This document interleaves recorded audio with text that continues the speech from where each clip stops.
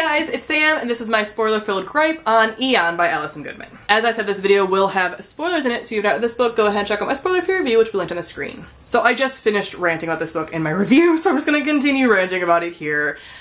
This book was just like so ham-fisted with all of its foreshadowing from the get-go. So obviously when we first have, like the first 150 pages where nothing happens and we're just getting ready for the whole like Dragon Eye ceremony, they mention this mysterious mirror dragon that hasn't been seen in centuries, and it's like, oh, I wonder who's going to get the mirror dragon.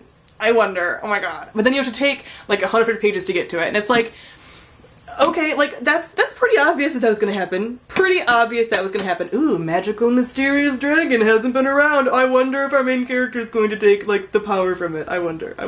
So that was like my first check where I was like, okay, this is really irritating. And then we just have like the creepy interactions with her and her master. Like, there's a lot of just really weird borderline interactions where he was like affectionately borderline sexually touching her face. Like, there was a lot of like weird creepy things that was also kind of forgiven because obviously we have her going through this grief when he does eventually die, so it's not really like addressed, and it's just weird. It's just weird, and I'm like, what's going on with this? And like we're just not going to address it, okay? And like I understand that that could be a very real part of society, but like the narrative didn't correct that behavior, and then we also have ramifications of that later on, which I'll talk about with the villain and stuff. So that was another like, ugh. I really liked Lady Della and Rico. They were both really great. I like that they had kind of like a happy narrative, you know, like they love each other, and I hope that like in the future book, which I probably won't read obviously, but I do hope, and if I was going to read it, it'd be for them basically. I hope that they end up together because they are so cute. Like, I love how strong Lady Della was. I think that representation, especially for the time when that was written, since this is a little while ago,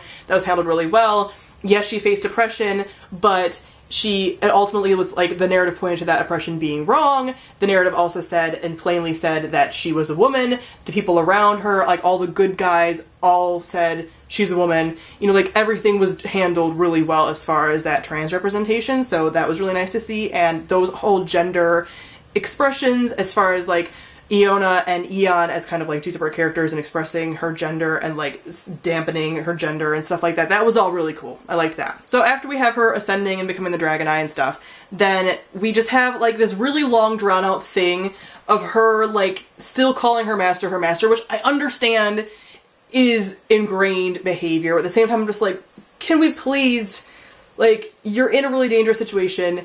You have to take on this role. Like, move through this a little faster. So when he eventually died, I'm like, cool, now she can finally stop calling him her master, because that was getting really annoying. And, but just, the consequences for things, because they were so slow to figure things out, even though the foreshadowing is so damn obvious in this book. Like, things are foreshadowed hundreds of pages beforehand. Why? And then you have the characters just flouncing around being like, I don't understand.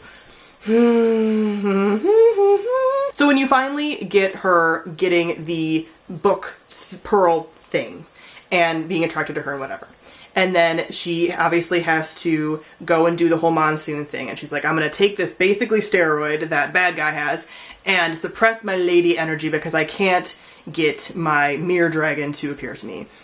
Even though it's plainly obvious and is foreshadowed so brutally, beating you over the head with it, that whenever she dampens her lady energy, the dragon doesn't appear to her and gets, like, fades more and more. And that became more obvious once she started taking the drug, and she's overdosing on this basically steroid because of, like, everything it causes. I mean, she's taking kind of, like, testosterone, but it's like a testosterone steroid. Like, it's, yeah. So we're having her, like, overdose on this, and we have, like, oh, the pearls are getting looser and basically falling off, and she can't see her dragon, and blah, blah, blah. It's like, well, duh.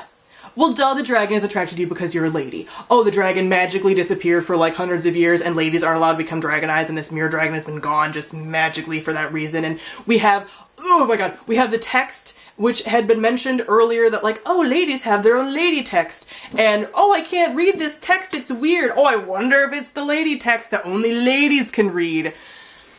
It's so annoying. And it's like, oh, I wonder if we're gonna like finally show this to Lady Della, who knows the lady text, and it's gonna get translated. Oh, look, that's what happened. Like 200 pages later. It's just so ham-fisted, and it's like, it's so annoying, because it's like, I knew this, and it's like, oh look, that's lady text. She's gonna be a lady dragon, attracted to the lady. Wasn't obvious or anything. Oh, you suppressed your lady energy, and now you can't call your dragon? Shocker. It was excruciating to read. It's excruciating to read when you have foreshadowing that far in advance, that obviously, dropping these things in just like so obviously, and then you don't have that revealed to the characters like until way later because they're just fumbling through life and people are dying because they can't figure out this really simple thing, this really obvious simple thing. Like, okay, if you don't want your characters to figure things out, like maybe not make your foreshadowing like so obvious, like to the reader. Maybe you don't do that. Maybe that'd be a better writing way to do it. Like maybe let's just do that. And then we have the ending. So we have, obviously, the villain. What was his name? Ido? I don't even remember it because I'm just like trying to block this from my brain. So we have Ido basically mind rape her. Like, take her body and like make her do stuff, mind rape her. Cool. That behavior is essentially forgiven, not talked about. The narrative is just like, that's fine, whatever. And later, when they're having their standoff, and she goes in and like cleanses his energies, and it's like, oh, it's because his heart was 3 sizes too small, and that's why he acted like such a bad guy.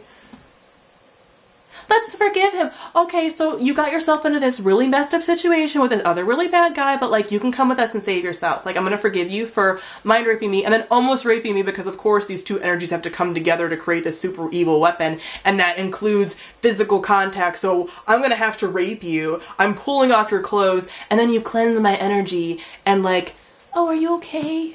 Are you fine? Like you can come with us if you want to. I know life is hard for you. He got himself in that situation. Girl, no. And like, it's, no. It's so like, just like a borderline like rape apology. Like, oh, like he had it really hard and like, oh my god, so that's why he did that. Like he mind raped you and then he was pulling off your clothes. He was sexually assaulting you.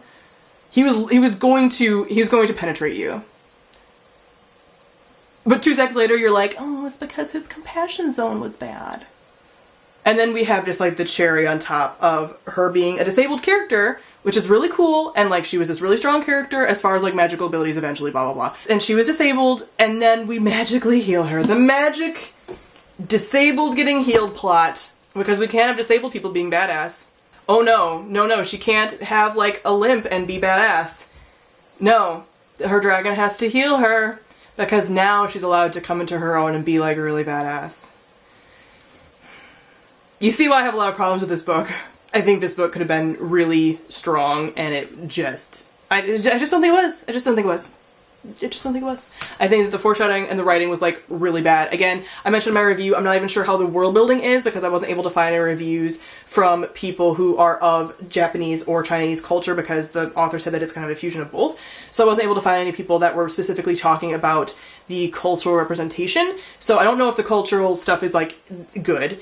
The gender stuff's really good, A+, but like everything else is just like the writing is just bad. Like the pacing is bad and the foreshadowing was bad and the villain was bad, just mustache twirling and then like, oh, we're just gonna forgive him because his compassion zone. I've already talked about it, but like it is bad and I don't like it. So that's why I ultimately gave it 1.5 out of 5 stars because I gave it the 0.5 basically for the gender representation, but otherwise I just think it's bad. I had a horrible time reading it. Like it was just excruciating to get through. And I eventually started hate reading it just so I could do a review. Because I know this is really beloved, but I do not love it at all. So comment down below and let me know what you thought of Iona. Thank you all for watching and I'll see all of you guys soon. Bye!